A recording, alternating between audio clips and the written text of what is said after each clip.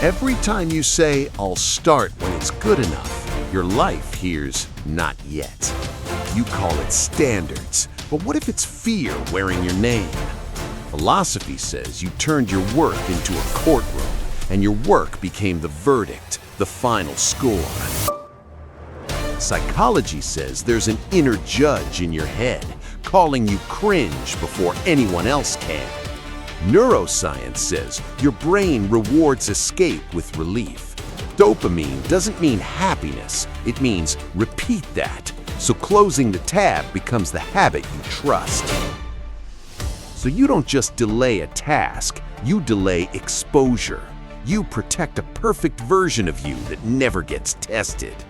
Meanwhile, confidence decays and your future gets smaller. Here's the twist. The longer you wait, the more your brain learns that hiding equals safety.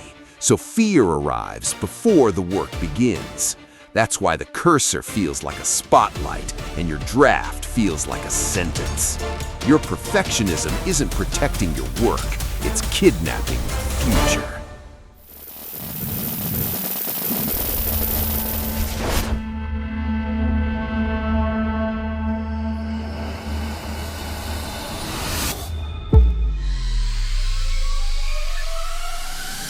You keep saying you're just waiting for the right time, but listen closely because that's not what you're doing. You're delaying everything because you're terrified that when you finally show it, it won't be good enough. Not for them, not for you.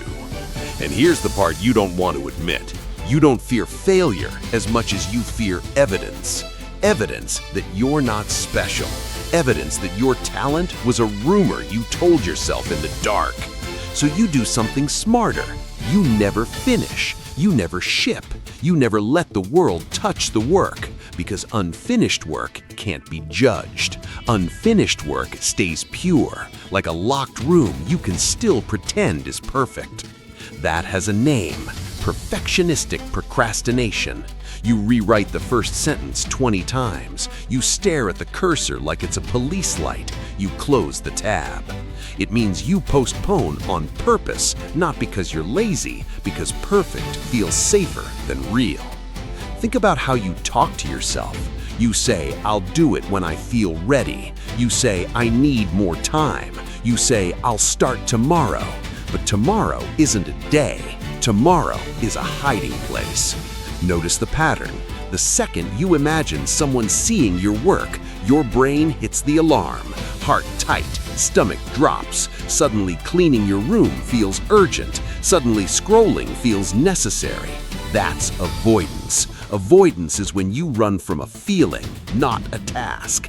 And you call it standards. You call it taste. You call it being serious. But what if your standards are just a weapon pointed at your own hands? Because every delay buys you a short burst of relief and then charges you interest in shame. The longer you wait, the bigger the monster you imagine. The work becomes a test of your worth, not a thing you make. So let me ask you this. If you knew your next attempt would be messy, would you still start? Or would you rather keep the dream untouched and pay for it with your life staying small? In a second, we're going to open the file you keep refusing to read, and it's going to hurt.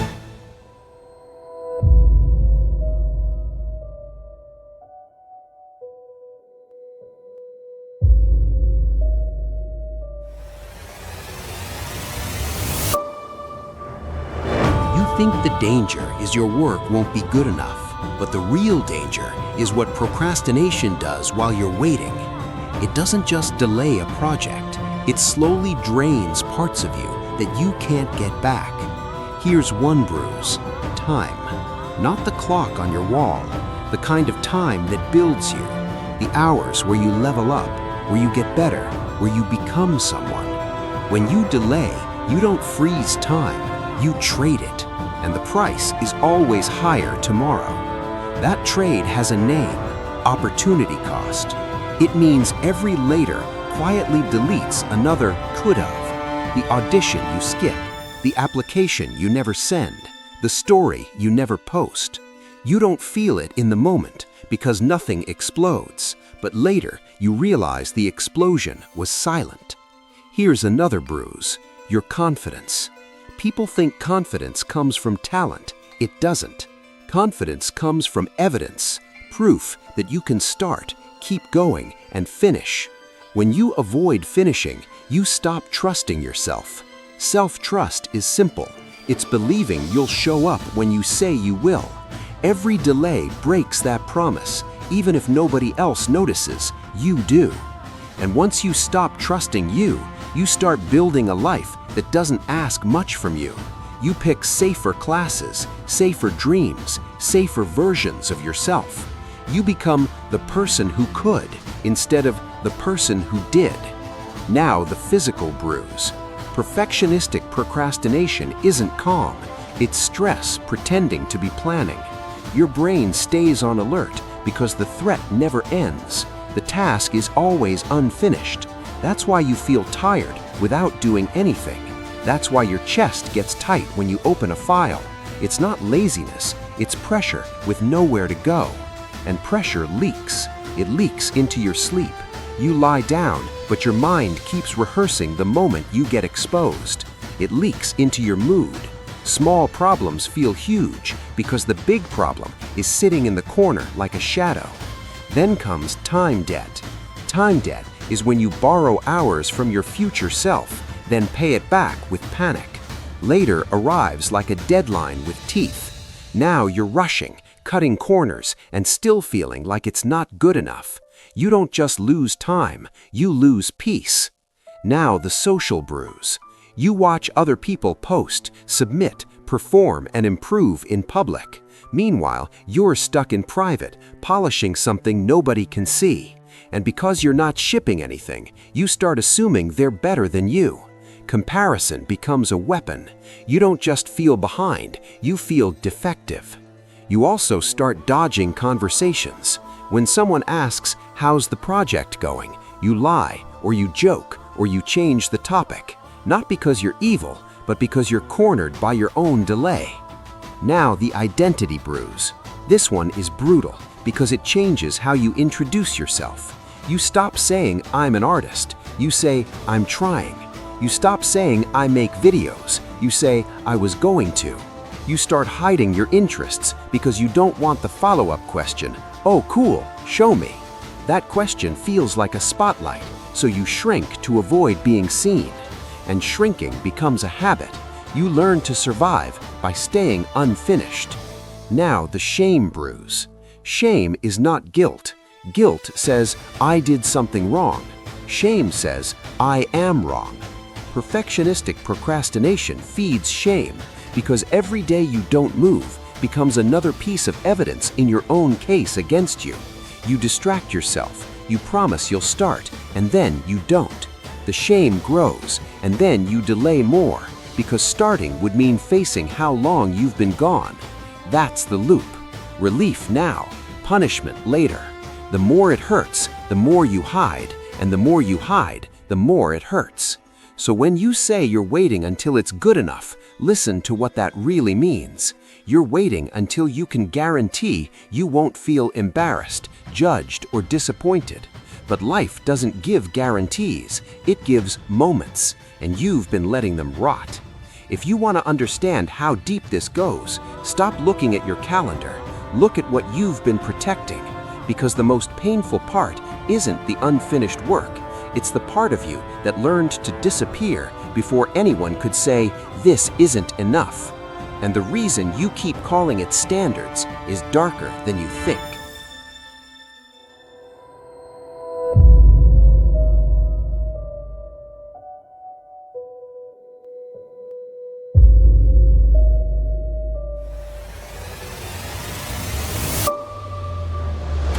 You keep saying you want it to be good enough.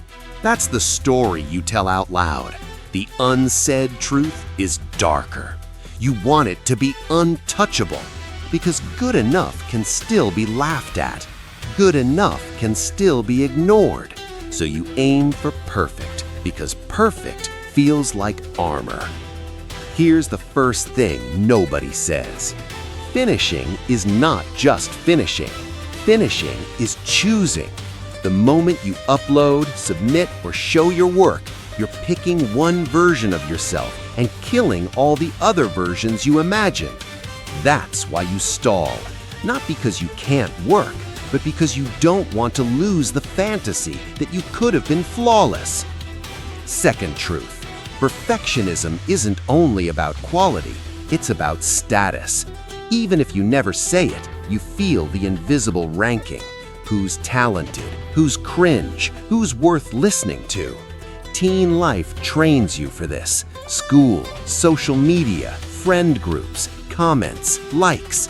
You learn that being seen is risky, so you try to control the risk by controlling the outcome. But you can't control the outcome, so you control the moment. You delay. Third truth, you don't just fear making something bad, you fear being the kind of person who makes something bad. That's ego. Ego isn't arrogance, it's your sense of identity, the story of who you are. When you believe your work equals your worth, every draft feels like a verdict, so your brain protects you by keeping the trial from happening. And here's the sneakiest part. Sometimes procrastination is a strategy. It's called self-handicapping. That means you create an obstacle, like waiting until the last minute, so if it fails, you can blame the obstacle instead of you. I could have done better if I had time. It sounds harmless. It is not. It turns your life into a permanent excuse. Another truth people hide. You confuse taste with skill. You know what great looks like.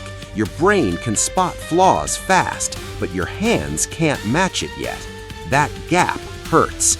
And instead of becoming a beginner, you pretend you're still preparing, because beginners are visible. Beginners are messy. Beginners get judged. So you build a shrine to potential. Potential is safe because it's imaginary. The future you is always confident, always disciplined, always genius. But the real you is here, tired, nervous, and human. Starting collapses the shrine. Starting forces you to meet yourself without the costume.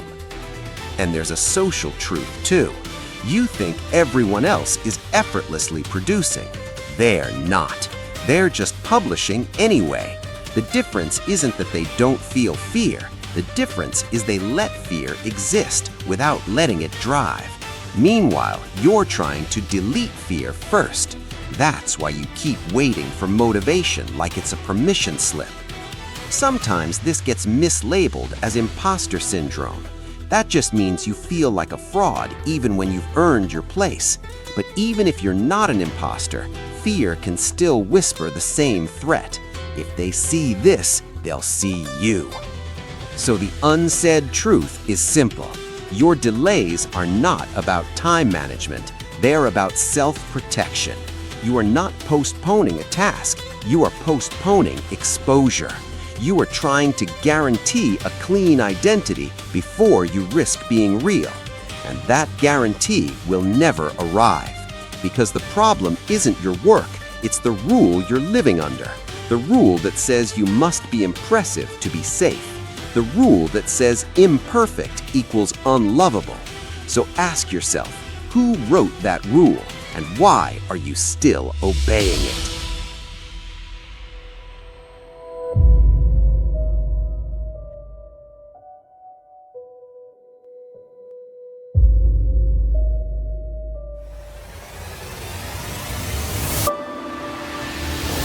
You think you're delaying because you care about quality. Philosophically, that's the surface story. Under it is a belief about what a human is allowed to be. Here's the belief: your worth must be proven, and proof must be impressive. Not once, constantly, like you're on trial every day, and your work is the only witness you're allowed to call. That's why perfectionistic procrastination feels reasonable. If worth is a verdict, then creating becomes dangerous, because every draft is a possible guilty sentence. Philosophy has a brutal word for this. You've turned yourself into an instrument. Instrument just means a tool. You treat your life like it only matters when it produces something others can clap for. That's instrumental value. You're valuable for what you do, not for what you are. But humans were never meant to be only a product. When you tie your identity to output, you create a trap. The moment you stop producing, you feel like you stop existing. So you chase perfect work because perfect work feels like a guarantee that you will be safe. And that's the second belief. Safety comes from approval. The crowd becomes your god. Their silence becomes your punishment. Their opinions become law. You don't even need them in the room. You carry them in your head. That's why you freeze before you publish. You're not scared of the file. You're scared of the gaze. The gaze is a simple idea. It's the feeling of being watched and judged, even when nobody is there. It turns your room into a stage. It turns your brain into a spotlight. Now look at the ethics of it. Ethics is just how you decide what kind of person you want to be. And perfectionism sneaks in a rule. Being imperfect is morally wrong, not messy, wrong, like a sin you must hide. So when you delay, it isn't only fear, it's a twisted form of loyalty. Loyalty to the rule that says you must be exceptional to deserve respect. The sad part is that rule never ends because exceptional has no finish line. There's always someone better, always a higher score, always a cleaner version. This is why your standards feel like chains. They are infinite demands placed on a finite life. Finite means limited. Your time, your energy, your courage, all limited. But your ideal self is endless, so you live in debt to a person who doesn't exist yet. And that's where existential philosophy gets dark. Existential just means your life becomes what you choose. The terrifying part is you can't avoid choosing. Even delaying is a choice. By refusing to act, you still shape your future. You are writing a story with silence. So the philosophical question isn't, how do I make it perfect? It's, who am I trying to be forgiven by? And what happens if the judge you've been obeying is imaginary? Because if that's true, then your prison has no bars. It has beliefs. And beliefs can destroy you without ever touching you. Now, let's step closer. If your worth is a courtroom, what's the weapon in it? It's not the deadline. It's the voice in your head that speaks like law.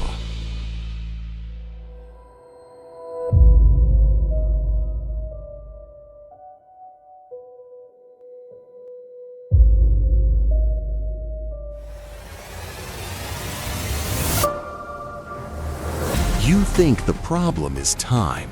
Psychologically, it's not. The real problem is the court you carry everywhere. In that court, you are both the defendant and the judge, and every unfinished idea is treated like evidence. That judge has a name, the inner critic. It's the voice that talks like it knows the truth about you. It doesn't say, "This draft is rough." It says, "You were embarrassing." That shift matters because it turns a project into a threat. When your brain senses threat, it looks for escape. So you stall, you reorganize, you research one more thing, you scroll until your eyes burn. This isn't laziness, it's emotion regulation, which means you're managing feelings, not tasks. Here's how the trap locks. You start a file, anxiety spikes, and you back away. The anxiety drops for a moment. That relief becomes a reward. That's negative reinforcement, a psychology term that means you repeat a behavior because it removes discomfort. The behavior is delaying. The reward is relief. Now the judge starts using dirty tricks, cognitive distortions. That's a fancy phrase for thought habits that bend reality. One distortion is all or nothing thinking. If it's not perfect, it's worthless. Another is catastrophizing. You treat a small mistake like the end of your reputation. Another is mind reading. You assume everyone will cringe before they even see it. And notice the hunger underneath those thoughts. Certainty. You want to know the ending before you start the story. That's intolerance of uncertainty, meaning not being able to sit with maybe. So you overthink, rehearse, and ruminate. Ruminate means you replay the same worry like a loop, hoping it turns into control. These distortions make your standards feel logical. They make quitting feel responsible. They make hiding feel intelligent, but they're not truth. They're fear wearing a lab coat. There's also a deeper motive nobody wants to say out loud: control. If you never finish, nobody can grade you. If you never submit, nobody can reject you. Delay becomes a way to stay powerful in a world where being judged feels like getting stabbed. And the more you delay, the more your identity shifts. You stop thinking of yourself as someone who creates. You start thinking of yourself as someone who should. That word is toxic. Should sounds like motivation, but it's actually pressure. Pressure creates tension, and tension makes you avoid. This is why motivation doesn't show up. Your mind has linked starting with danger, so even when you want it, you feel blocked. That block is not a mystery, it's a learned association, like your brain tagging the work with a warning label. So the psychological file is clear. You delay to protect your self-image. You feel relief, then you feel shame, and the shame feeds the judge. It's a cycle that pretends to be high standards. And the most unsettling part is this: every time you escape, your brain takes notes. It learns avoidance keeps me safe. It learns it so well that soon the fear arrives before you even begin.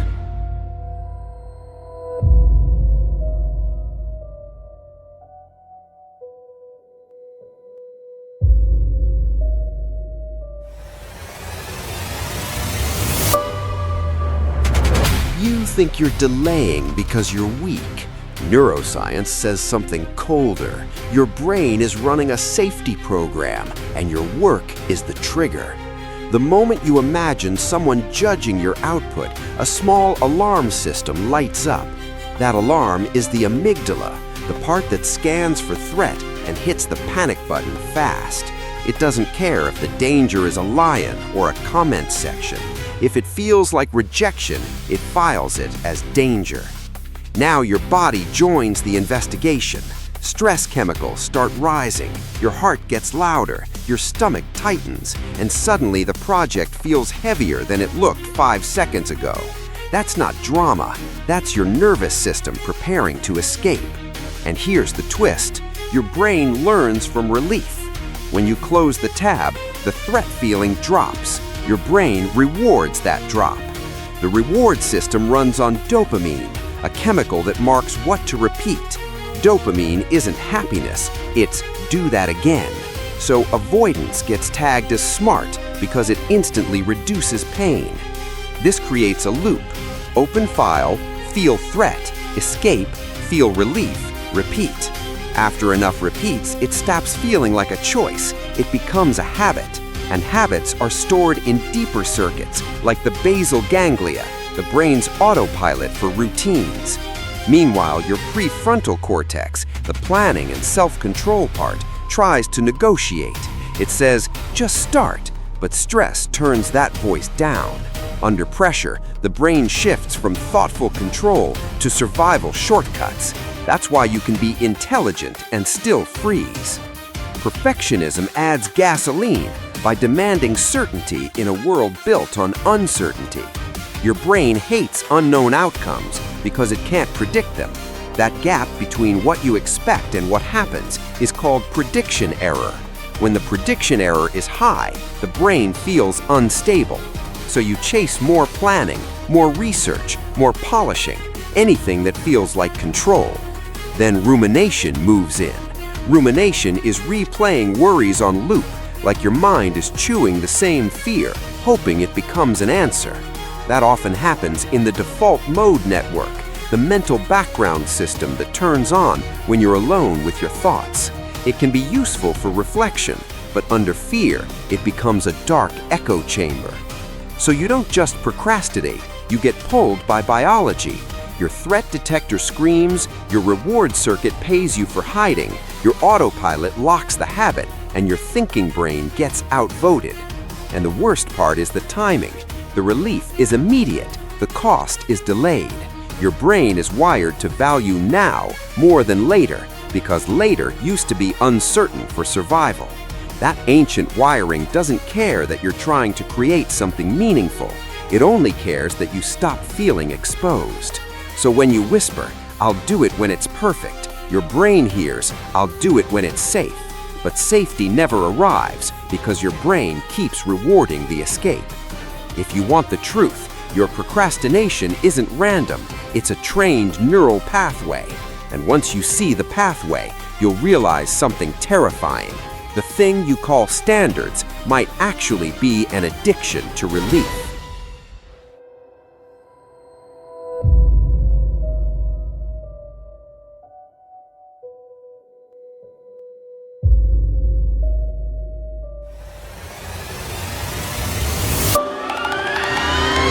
You don't need a personality transplant, you need a protocol. Because perfectionistic procrastination isn't a mystery anymore. We've seen what it steals, what it hides, what it makes you believe, and how it trains your brain to run. Now we do the one thing your fear hates most. We move on purpose while the feeling is still there. From the lens of pain, the solution is to make the cost visible right now. Pain screams when it's distant, so we drag it close. You do a fast future bill check.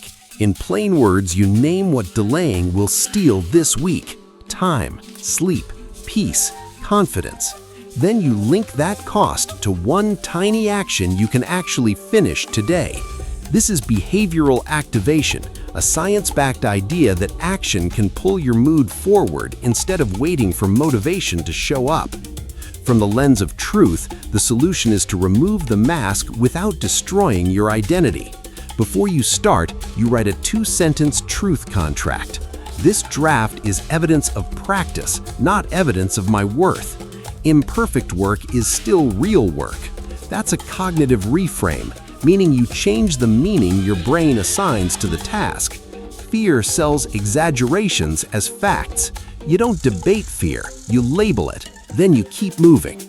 From the lens of philosophy, the solution is values over applause. If approval is your god, you will always freeze. So you choose one value that outranks judgment, something you respect even when nobody claps. Courage, curiosity, craft, service, honesty. Then you make the work an act of that value, not a performance. This is ACT logic, short for acceptance and commitment therapy. The core idea is brutal and freeing. Feelings can ride in the car, but values hold the steering wheel. From the lens of psychology, the solution is to break the avoidance reward and replace it with a clean finish. Your brain learned that escaping feels good, so we teach it a new reward, completing a micro-commitment. You use an if-then script called an implementation intention. If the urge to delay hits, then you do 5 minutes that ends with a saved artifact. A saved artifact is something visible and finished enough to exist. A rough outline saved, a take recorded, a paragraph exported, a message sent, a file submitted. Not perfect, just real. The finish is the reward, because finish rebuilds self-trust. From the lens of neuroscience, the solution is to rewire the loop with a cue, a short sprint, and an immediate payoff. Dopamine marks what to repeat, so you design repetition on purpose. You pick one start cue that always means we begin, like opening the same document or hitting record before you feel ready.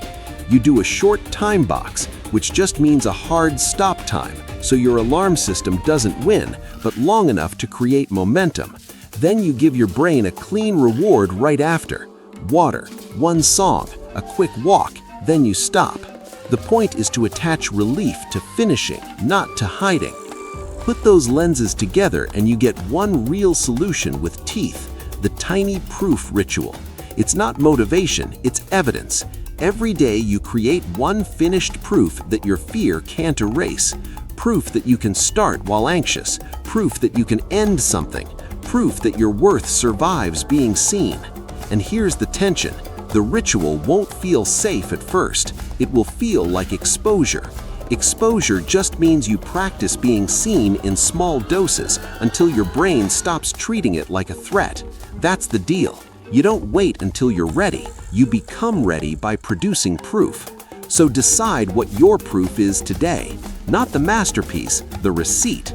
Because the moment you hold a finished thing in your hands, your old story starts to crack. And when that story cracks, a different future leaks in.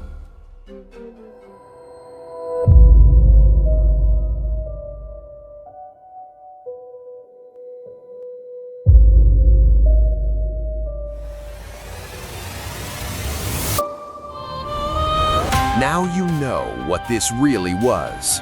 Not a time problem, not a motivation problem, a fear problem, wearing a perfection costume. And for a long time, that costume kept you safe. It kept you from being judged. It kept you from being embarrassed. It kept you from hearing the one sentence you dreaded most. This isn't good. But that safety had a price. It shrank your life. It trained you to disappear before you were seen, and it convinced you that the future would wait while you negotiated with your feelings. It won't. Here's the future you were building without noticing. A future where you're always almost ready, always about to start, always collecting ideas, saving drafts, planning in your head, and calling it progress. A future where your talent becomes a private museum and your confidence rots behind glass. But there's another future, not the fantasy future where you suddenly wake up fearless and disciplined. The real one, the one you can actually reach. It's built from tiny proof, from finished things that exist outside your mind. That's why the direction is simple. Your life doesn't change when you feel ready. It changes when you can point to evidence. Evidence that you started. Evidence that you finished. Evidence that you survived being imperfect in public. Because once you survive it, the spell breaks. The judge loses power. The gaze gets quieter. The work stops being a courtroom and becomes what it was always supposed to be. Practice, craft, expression, growth. So here's the question that decides your next chapter. Are you protecting your potential, or are you protecting your life? And now your task. Not a promise, not a plan, a receipt. Within the next 24 hours, create one tiny proof, one finished artifact that takes 15 minutes or less. Save it, post it, submit it, send it, make it real. Then write one line under it for yourself. I did not wait for safety. I created proof. If you can't do 15 minutes, do 5. But it must end with something that exists. Because that is the moment your future stops being a theory. And if you do this for 7 days, you won't just have output, you'll have a new identity. The kind that doesn't beg fear for permission. So don't ask me if you're ready. Answer the only question that matters. What will your proof be tonight?